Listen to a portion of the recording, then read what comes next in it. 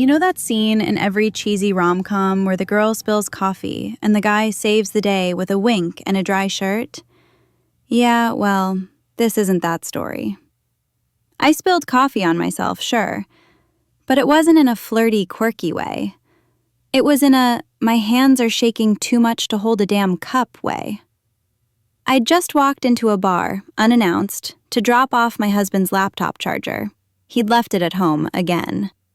And what I saw turned my blood into lava. There he was, Jason, my husband of 7 years. Married on a rainy Thursday in October, our first dance to a Ben Howard song, promises whispered under fairy lights. And there he was, standing behind the bar, whispering something into a woman's ear that made her laugh and swat his arm like they were in some flirty TikTok skit. She had black nail polish, a cropped band tee, and the kind of hips that made men forget their wedding vows. I recognized her, Tara, the bartender. And the worst part? She recognized me, too. Gave me that wide-eyed, innocent look women give each other when they know. I think she was about to speak, to say something like, "It's not what it looks like," but I didn't give her the chance. I left. Didn't cause a scene, didn't scream or throw anything.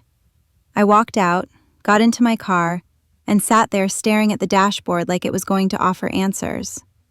My heart pounded so hard it sounded like a drumline in my ears. I was humiliated, yes, but more than anything, I was calculating. I always knew something was off. Jason had started going to late-night meetings for the bar's new supplier. Said Tara was just a cool bartender who hustled. But who the hell texts their bartender after midnight about tequila brands and missing your face? I wasn't born yesterday. I had suspicions. I just didn't have confirmation. Until now. That's when I decided. I wasn't going to cry. I wasn't going to beg. I was going to ruin him. Methodically. Brilliantly. And in a way that would leave him wondering how I'd stayed so quiet for so long. Let them think you're weak while you sharpen the knife. So here's your hook, darling. This isn't a story about heartbreak. It's about the art of revenge. And oh, I've got plenty of paint for this canvas. I didn't go home right away. I parked outside the 24-hour Walgreens and sat under the harsh flicker of the parking lot lights, making a list in the Notes app on my phone. Not a grocery list, not a to-do list. A list titled Operation Barfly. It had 5 bullet points. Confirm the depth of the affair. Collect evidence. Don't confront yet. Let him dig his grave. Secure my finances. Humiliate him at the exact right moment. Because let's be honest, cheating hurts. But being made a fool in secret, that's humiliation with no expiration date. And Jason had no idea who he married. A woman who once built a 6-figure brand launch from scratch while bleeding from a ruptured cyst. I don't fold, I plot. Step 1, confirming what I saw wasn't just a drunken joke or harmless flirtation. So I started small. I followed Tara on Instagram from a burner account I made in high school. She accepted within minutes. Her feed was a predictable mix of mirror selfies, moody cocktail shots, and those vague captions that all side chicks love. Things like, vibes unmatched, and your girl could never. Gross. Buried between the thirst traps was a photo of a hand, his hand, resting on the small of her back behind the bar. You wouldn't know it was Jason's unless you'd spent 7 years watching that exact scar on his knuckle fade. But I knew. And the timestamp? Friday night. The same night he told me he was home early because he wasn't feeling well. I kept digging. Venmo emojis. A receipt from a fancy speakeasy in his glove box that he claimed he went to for research. Her latest story showed a candlelit dinner with 2 plates. One of them had the exact salmon dish I made for him last month. She'd captioned it, "Someone's favorite." I could practically hear her giggle. Was I angry? No. I was excited. Because now I wasn't chasing shadows. I had confirmation, and confirmation meant I could move to phase 2. Evidence. Concrete, undeniable, career-ending evidence. See, what Jason forgot is that I'm not just a woman scorned. I'm a woman with admin access to everything. His Gmail, synced to our shared desktop. His calendar, I set it up. His passwords, recycled from when we first moved in together. Men like Jason never change their passwords. They just change the woman they lie to. So I logged in. What I found made my stomach twist. Not with pain, but with anticipation.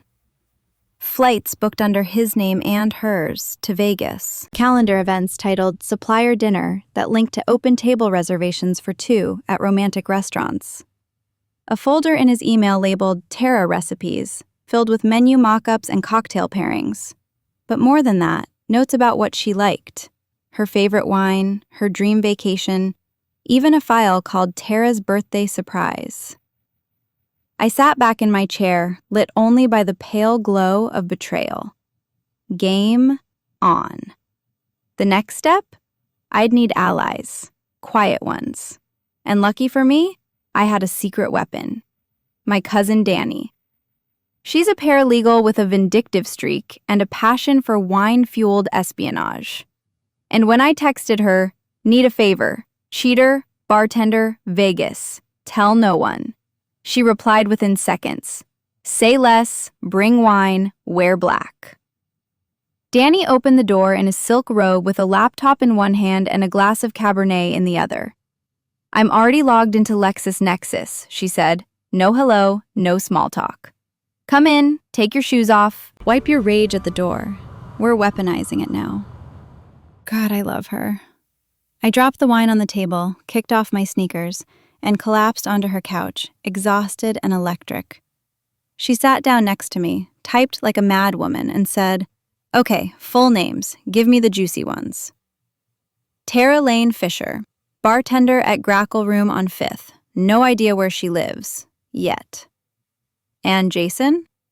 Jason Michael Hart. My husband, which feels like a punchline now. Danny clicked and clacked for a solid 10 minutes. What she pulled up was enlightening. She's got a couple of parking tickets, no criminal record, but ooh, look at this. She was sued by a former roommate 3 years ago for unpaid rent and emotional distress. Filed in small claims. Judge threw it out, but the records are public. And guess who was subpoenaed as a witness? She turned her screen toward me. Jason M. Hart.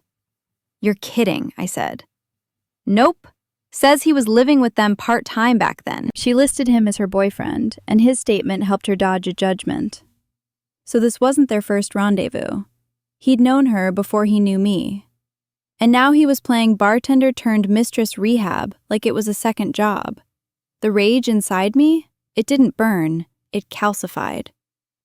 "I need leverage," I said, "something I can use, not just to ruin their weekend. I want to ruin their plans." Danny handed me her wine. Say less. She pulled up Tara's Instagram and we combed through her posts. In between the hashtag Sunday self-care and filtered selfies, we found gold. A post from last month, a video tour of a new cocktail bar with Tara narrating off camera. In the caption, "Manifesting this as my next home." And then the real kicker, a comment from Jason under his anonymous alt account, yes, we traced it, that said, "Our little dream spot." I nearly threw the wine glass. They weren't just sneaking around, they were building a future. "So," Danny said, "you've got 3 options. 1. Confront him. Messy. Ineffective. 2. Confront her. Less messy. Still unsatisfying. Or 3. Blow the whole thing up, I said, nodding slowly. Exactly, but with receipts. That night, Danny helped me back up every single email. We downloaded metadata, created a timeline, highlighted proof of overlap between Jason's supplier trips and Tara's Vegas Instagram stories. We even pulled financial records from our shared business card, which he'd idiotically used for bar charges and hotel rooms. And while we did all that, Tara, sweet, stupid Tara, posted a story from behind the bar with a cocktail she named after him. It was called the Silver Fox. He's 37. Calm down, girl.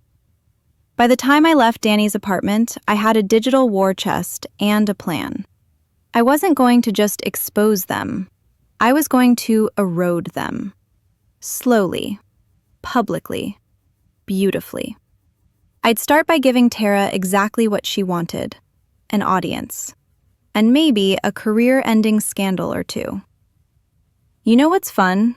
Watching your cheating husband step onto a stage in front of 80 people to give a speech, thinking he's invincible, all while knowing you're about to set the place on fire without lighting a single match. Jason had been planning this industry mixer for weeks. It was a partnership between the bar and a local spirits company. Big deal.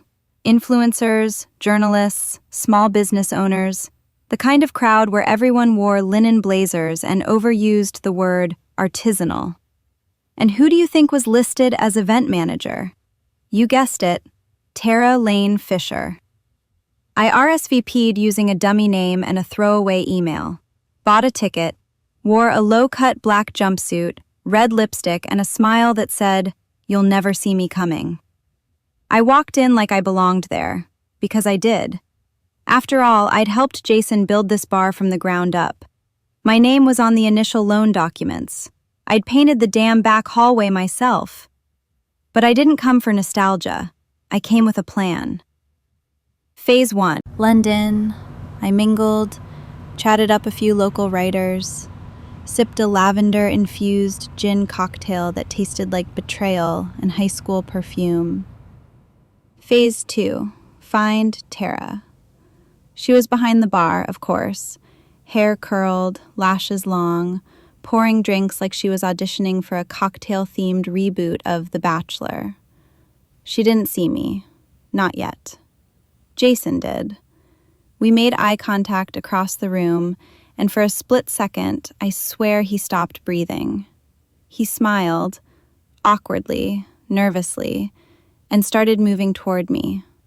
That's when I turned away, ignored him, like he was just some random guy in khakis. It drove him nuts. Phase 3. Leak the files.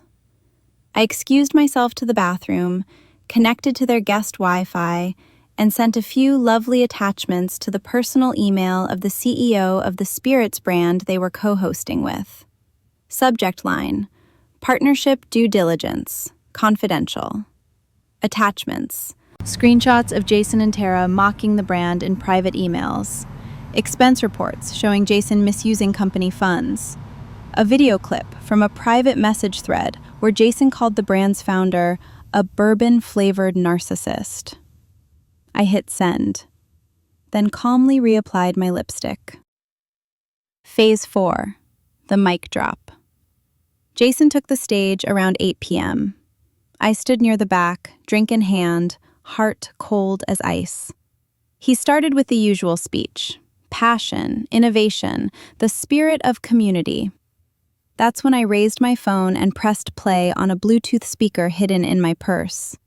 His voice boomed through the room, mid-sentence. She doesn't understand my vision. She just wants control. If she could, she'd run this bar like an HR seminar. That's why Tara gets it. She knows how to make me feel like I matter. The room froze. Jason stammered, confused. Tara dropped a shaker. I smiled. Then I walked out. Didn't say a word, didn't look back. Let the speaker trail off behind me as I stepped into the cool night air, leaving behind a room full of shattered egos and spilled drinks. The next morning, their brand partnership was on hold. I know this because Tara tweeted something cryptic about fake people costing real opportunities, and then made her account private. Jason tried to call me 6 times. I didn't answer. We weren't done yet. I was just getting started. Jason always underestimated me. Not just in the ways that hurt, like skipping my birthday last year because the bar was understaffed, while he was actually in Palm Springs with Tara. No, he underestimated my skills. I'm not just the wife he cheated on. I'm a licensed CPA with forensic accounting experience and a memory like a steel trap. You want to cheat on your taxes and your wife? Good luck, buddy. One of us knows what capital gains means. The other still thinks TurboTax is a flavor of energy drink.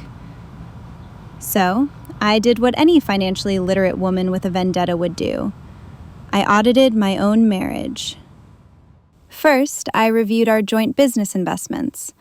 I had helped him get the bar off the ground, signed as a guarantor, and... oh, look at that.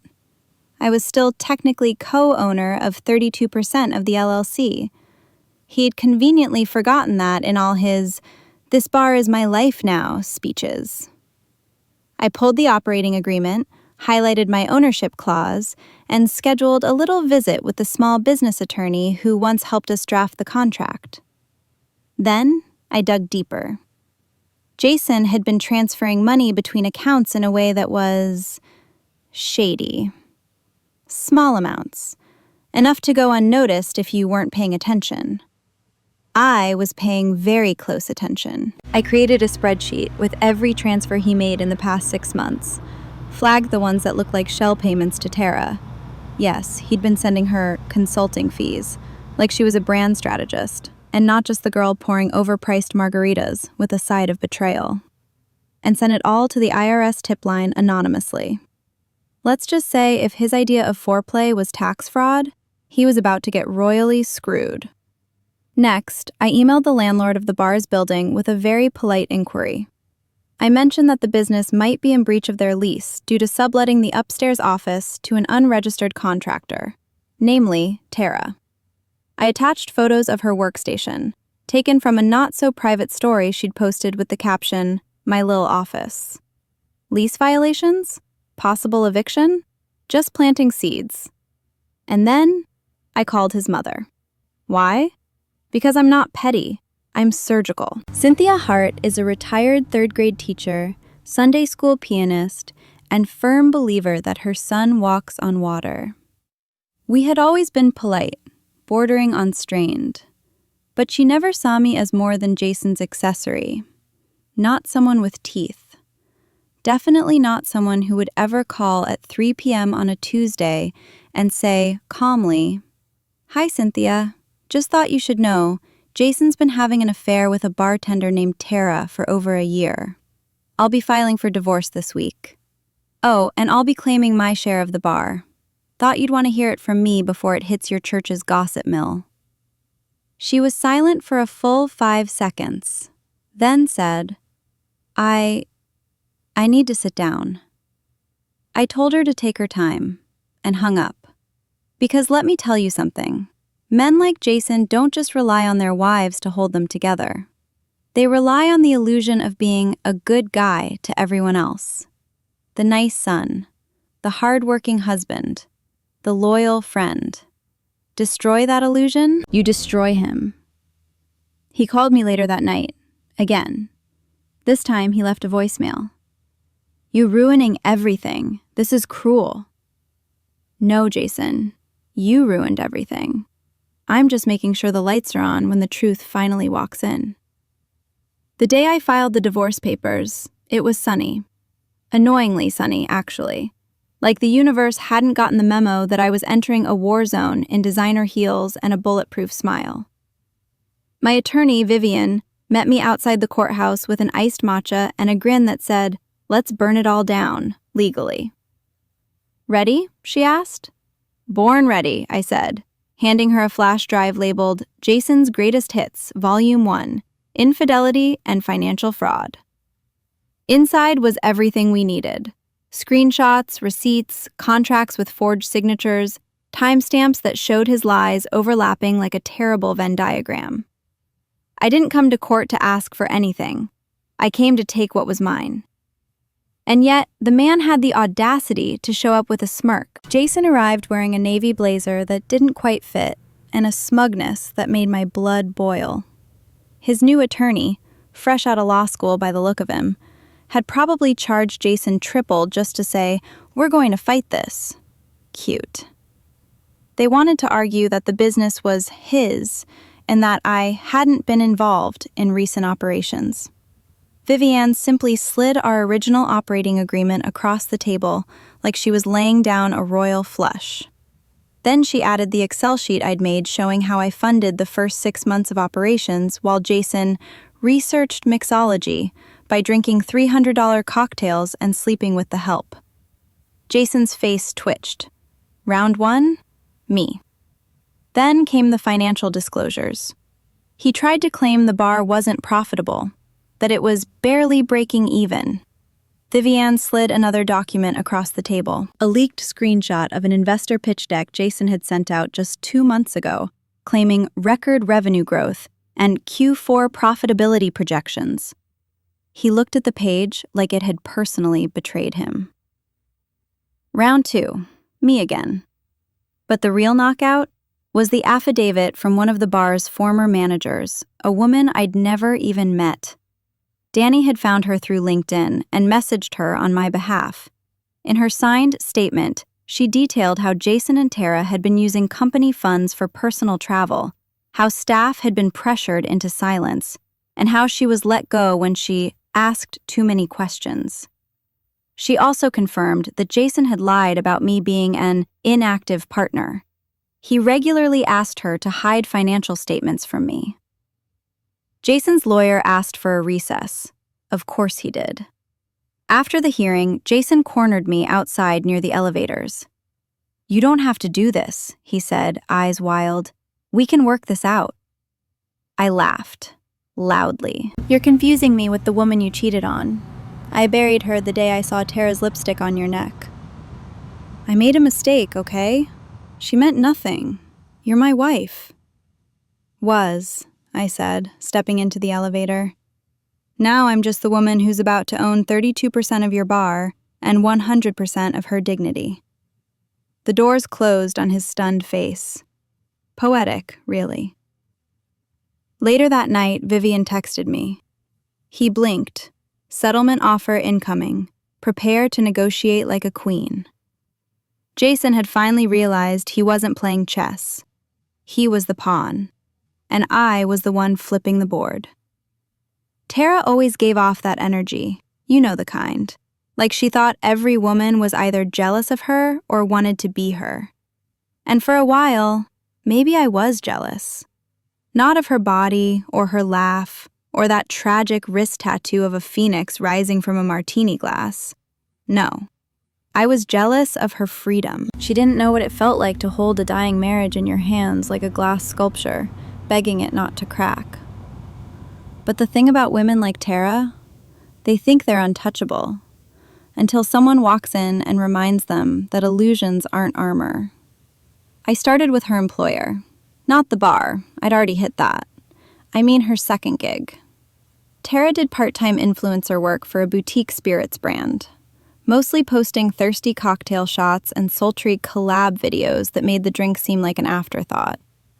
She was listed as a creative ambassador, which is influencer speak for someone we send free vodka to in exchange for cleavage. I sent them an anonymous email. Attached were the screenshots of Tara and Jason mocking their brand, calling their product boozy air freshener and liquid regret. There was also a voice note Jason had sent her, joking about how he only partnered with them because their CEO thinks Tara's hot. They responded within 12 hours. Her collab was terminated effective immediately. Her posts started vanishing one by one. She deleted her TikTok. Her little curated world, soft lighting, fake laughs, and aesthetic betrayal, started crumbling. But I wasn't done. Tara had been riding Jason's success like a social escalator. She'd posted about helping him design the cocktail menu, sourcing the glassware, and being the real power behind the bar. Too bad Jason had signed NDAs with several of their liquor partners, NDAs that explicitly forbade disclosure of internal strategy. Oops. I forwarded her public post to their PR contacts. You could almost hear the panic in her captions. She posted a cryptic story. People will twist your light into darkness. Protect your peace. Girl, you handed them the bulb and left the door open. Then I played my final card, the staff. Jason had treated the bar staff like props in his little empire. Overworked, underpaid, and micromanaged into silence. But the thing about bartenders and servers, they remember everything. And most of them hated Tara. So I slid into a few DMs, asked one simple question. Would you like to anonymously share your experience with Tara and Jason for an upcoming article? Danny helped me ghostwrite a piece titled, "The Toxic Behind the Tap: What Really Happens Behind Trendy Cocktail Bars," published in a local independent magazine. The quotes were brutal. The tone? Balanced, objective, devastating. By the end of the week, the bar's Yelp reviews were flooded with comments about internal drama, inappropriate workplace behavior, and watching the owners make out mid-shift. Tara's reputation went from hot girl bartender to lashes. She posted a story of herself crying in her car. Caption: "Some people build empires, others burn them down." I watched it twice, then closed the app. Because, darling, I wasn't just burning an empire. I was rebuilding my own. You know the best part of revenge? It's not the climax. It's the quiet. The eerie, delicious stillness when everything you predicted unfolds exactly how you planned, and your enemy can't do a damn thing to stop it. Jason was unraveling. His Instagram, once full of bar selfies and entrepreneurial grind captions, had gone dark. The sponsors pulled out. The landlord served a formal warning about lease violations. The head bartender quit after 3 years, citing an unsafe and disrespectful work culture. Tara had stopped showing up altogether. Rumor was she moved in with a friend in Queens and started working part-time at a much less glamorous spot. Her curated life had shattered, and Jason? He was standing in the middle of the debris, trying to act like he was still running the show. So I gave him a little gift. I sent a package to the bar, addressed to Jason Hart, co-owner. Inside, a framed copy of our finalized divorce decree, a copy of the public Yelp reviews I had printed and annotated in red pen like a teacher grading a C- essay, and a photo. It was from 2 years ago, me and him standing in front of the bar on opening night. I had a champagne glass in one hand and a grin that didn't know betrayal was coming. On the back, I'd written, "This is the night you thought you were building your legacy. Turns out you were just decorating the scene of your downfall. You're welcome." The bartender who signed for the package messaged me a week later.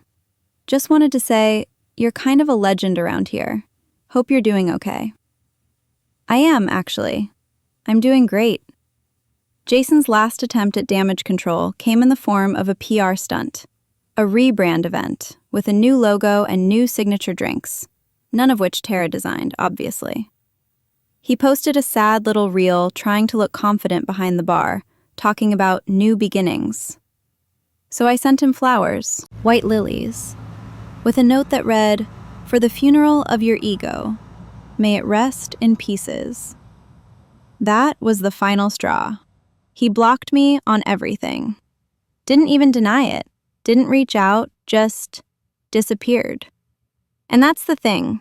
When you hurt someone who built with you, who held you down through the hard years, who cleaned up your messes, who believed in your dreams more than you did, you don't just lose them. You lose the version of yourself that they kept alive. And once that version dies, there's no resurrection. The silence after Jason vanished was unfamiliar. Not in a painful way, more like stepping out of a noisy room into clean air.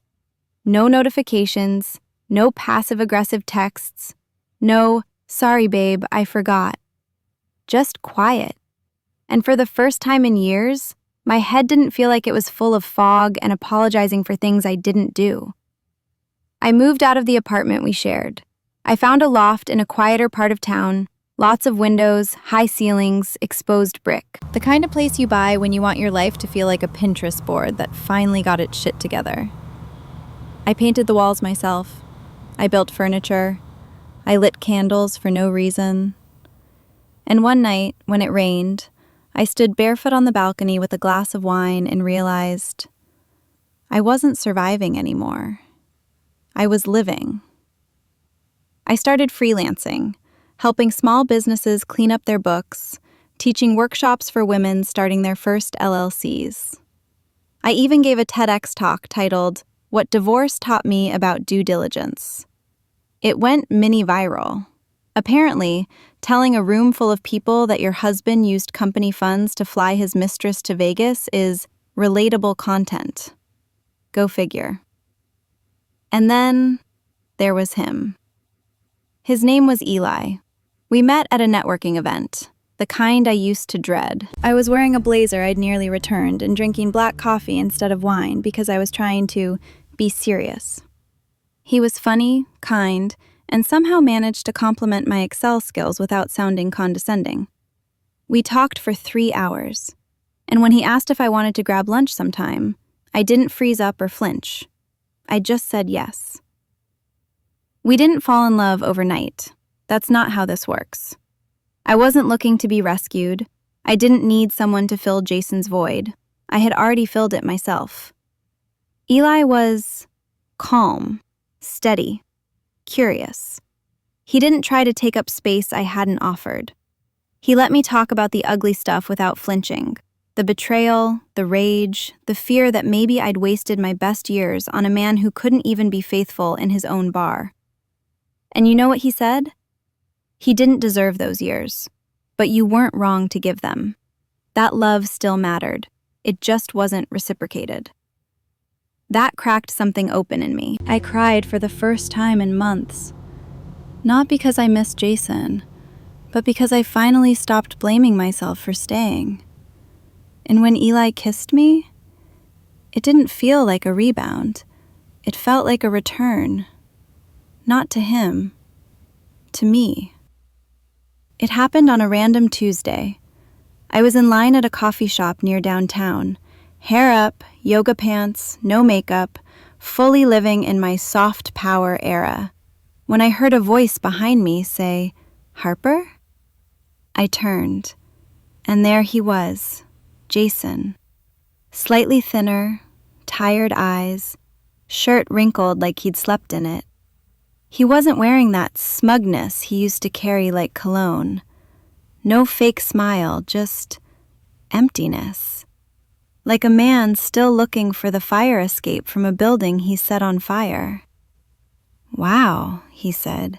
"You look..." "Unbothered?" I offered, raising an eyebrow. He laughed, the kind of laugh people do when they remember who you used to be and realize they'll never meet that version again. "I've been meaning to call," he started. "You shouldn't," I said gently. "There's nothing here for you anymore." He nodded, looked down at his shoes. "The bar's not doing great," he muttered. "I know." He looked up, surprised. I smiled. "Your Yelp reviews are more honest than you ever were." We stood in silence for a moment, and then, because I'm not cruel, just finished, I said, "Jason, I really hope you find something that teaches you how to treat people better." He swallowed hard. "You were always smarter than me." "No," I said. "I just stopped trying to make you feel bigger by shrinking." I ordered my drink, said goodbye, and walked out. And I didn't feel triumphant. I felt free. That night, Eli made us pasta. We sat on the floor of my loft, eating off mismatched plates and laughing about something ridiculous. And I realized this was what peace looked like.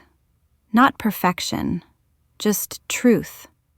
Jason was a storm, but me? I was the one who rebuilt after the flood. And Tara? Well, let's just say the universe has a way of dealing with people who think they can outrun karma in a pair of 6-inch heels. So here's my final thought for anyone who's been betrayed. You don't have to scream. You don't have to break anything. Just learn the truth. And then make sure they know you survived it. Better yet, you're thriving.